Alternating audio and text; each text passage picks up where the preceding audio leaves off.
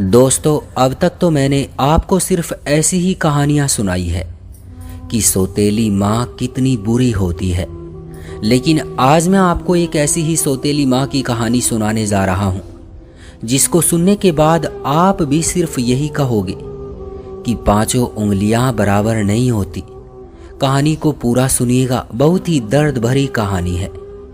मेरी शादी जिस व्यक्ति के साथ हुई उसकी पहली पत्नी 2 बच्चे और 2 बेटियां छोड़कर ऊपर वाले को प्यारी हो गई थी।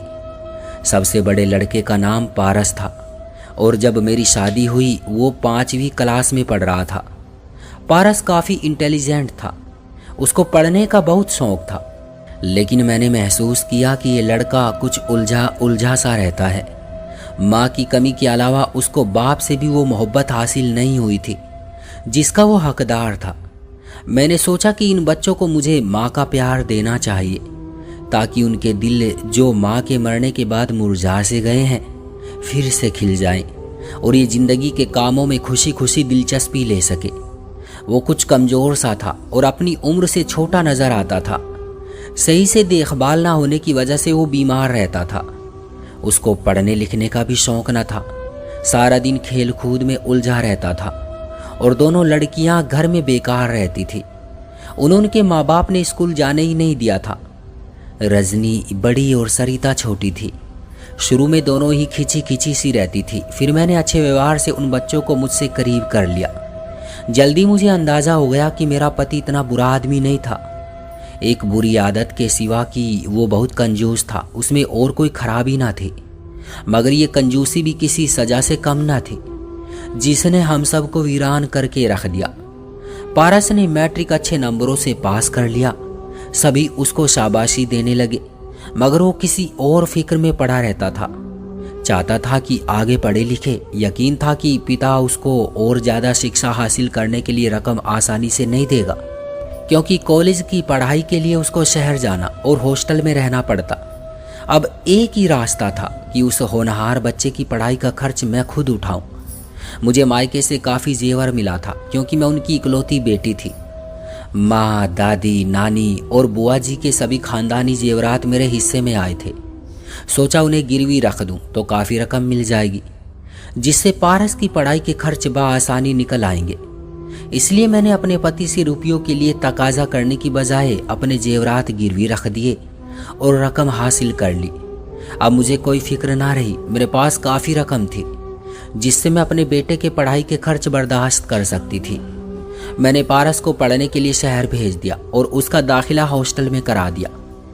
1 साल का खर्च भी इसी शहर के एक बैंक में उसके अकाउंट में जमा करा दिया ताकि उसको बार बार रकम मुझसे ना मांगनी पड़े। जब पारस ने पढ़ाई पूरी कर ली तो हमने उसकी शादी कर दी। उसने बहुत जिद की कि मैं अपनी पसंद से शादी करूंगा, मगर मेरे पति ने उसकी शादी अपनी मर्जी से की। पारस शादी के बाद पत्नी को लेकर शहर चला गया और वहीं रहने लगा और हर महीने कुछ रकम हमें ज़रूर भेज दिया करता था।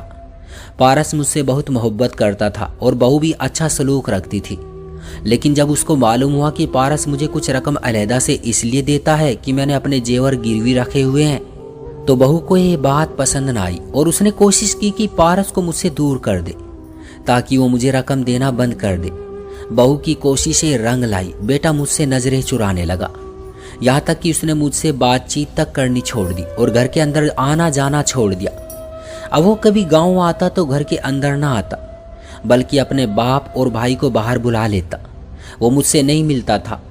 तब सोचती कि अगर मैं उसकी सगी माँ होती तो क्या वो फिर भी ऐसा ही करता। आखिर मैंने सगी माँ बनने में कोई कसर तो ना छोड़ी थी ना। फिर भी पारस सौतेला बन गया।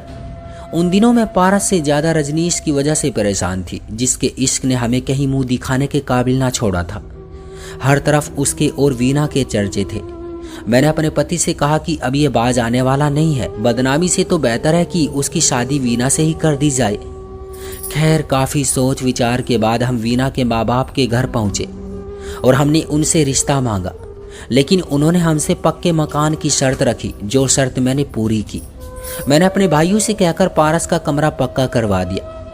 अब तक तो हालात ठीक थे, मैं सुकून में थी, मगर जैसे ही वीना ने घर में कदम रखा हम बेसुकून हो गए। वो अच्छे घराने की लड़की ना थे, उस पर उसकी आदतें भी अच्छी ना थी। मेरी तो जान ही मुश्किल में आ गई। अब मैं खाना पकाकर उन दोनों को उनके कमरे में पहुंचाती थी, चाय भी ट्रे में सजाकर सुबह शाम पेश करती। बस उनका हर काम खुद एक सेवक की तरह अंजाम देती थी। ये सिलसिला 3 साल तक चला और उन 3 वर्षों में वीना 2 बच्चों की माँ बन गई, मगर एक दिन भी उसने धन्यवाद का शब्द तक ना कहा। अब वो मेरे 3 छोटे बच्चों से खार खाने लगी। वो उनका घर में होना गवारा नहीं करती थी। हालांकि सारा दिन पलंग पर बैठी रहती और मैं उसके सामने नौकरानी की तरह काम करती। उसके अलावा मैं घर और अपने बच्चों को भी संभालती थी। मेरे पति भी ये सब अपनी आंखों से देखते और हैरान होते थे। आखिरकार उनसे रहा न गया। एक दिन उन्होंने पारस से कह दिया कि बहू का फर्ज है सास की सेवा करे, ना कि सास बहू की सेवा करे। बस फिर क्या था, घर में भूचाल आ गया। ये बात सुनकर वीना ही नहीं, हमारा बेटा भी खफा हो गया और उसकी पत्नी की दुश्मन मैं बन गई। उसने ये भी ना सोचा कि मैं उसकी माँ जैसी हूँ और कितने साल उसकी सेवा करती रही हूँ। वीना के खानदान में किसी घर में सुकून ना था। उनकी औरतें यूं ही किसी ना किसी को दोस्त बनाकर शादी कर लेती थी और ससुराल से अलहदा हो जाती थी। वीना मौके की तलाश में थी कि किसी तरह वो मुझे दूसरों की नज़रों में गिरा दे। खैर उसकी ये उम्मीद भी बाहर आई। हुआ ये कि उसके जुड़वा बच्चे बीमार हो गए और हमें उनको अस्पताल में दाखिल कराना पड़ा।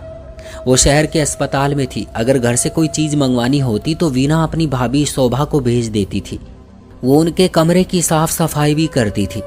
मुझे नहीं मालूम था कि वीना के कमरे में उसकी कुछ नगदी और जेवर रखे हुए हैं। शोभा सफाई करने आई तो उन चीज़ों पर भी झाड़ू फेर गई। उसके पास चाबी थी जो जेवर और नकदी चुराने के बाद उसने कहीं गुम कर दी थी। अगले दिन पारस रकम लेने आया तो वहाँ उसको कुछ ना मिला। तभी वो मेरे पास आया, कहने लगा मम्मी ना तो रकम है और ना जेवर है, मुझे रकम चाहिए क्योंकि बच्चों की दवाई लेनी है। मैंने उसको तसल्ली दी और कुछ रकम भी दी कि फ़िलहाल दवाई ले आओ, गुमशुदा चीज़ों की तलाश बाद में कर लेना। मेडिकल स्टोर से दवाइयाँ लेकर जब पारस अस्पताल पहुँचा तो शोभा भी वहीं मौजूद थी। पारस ने अपनी पत्नी को बताया कि अलमारी में ना तो रकम है और ना ही जेवरात।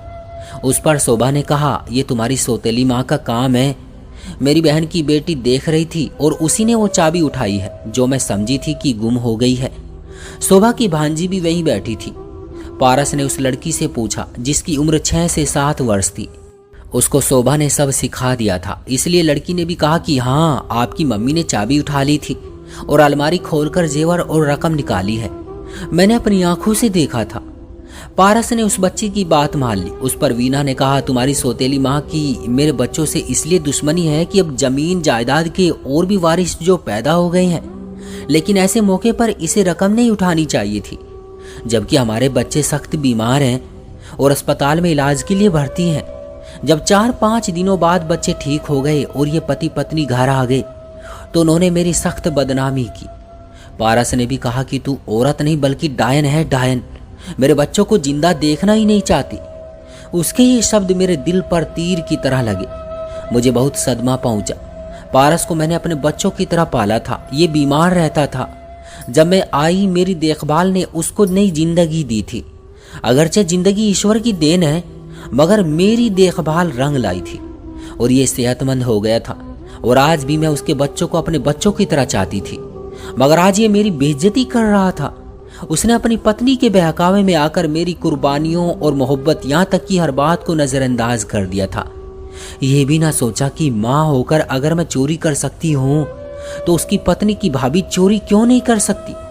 उसने ऐसी औरत को सच्चा समझ लिया जिसने 4-5 दिन उनके कमरे में झाड़ू दी थी और मैंने जो उसकी जिंदगी से कांटे चुनकर फूल बिछाए थे, उसने मुझे विश्वास के लायक और ईमानदार नहीं समझा। क्या इसलिए कि मैं बदकिस्मती से उसकी सौतेली माँ थी? काश कोई सौतेली माँ का दुख भी समझे। हर औरत जो सौतेली माँ या पत्नी हो बुरी नहीं होती, जैसे कि 5 उंगलियां बराबर नहीं होती। क्यों दोस्तों, आपका क्या कहना है इस कहानी के बारे में? कमेंट बॉक्स में हमें ज़रूर बताइएगा। वीडियो को लाइक करके चैनल को सब्सक्राइब कर लीजिए ताकि आने वाली वीडियो आपको तुरंत मिले। मुझे दीजिए अगली वीडियो तक इजाज़त। तब तक के लिए धन्यवाद।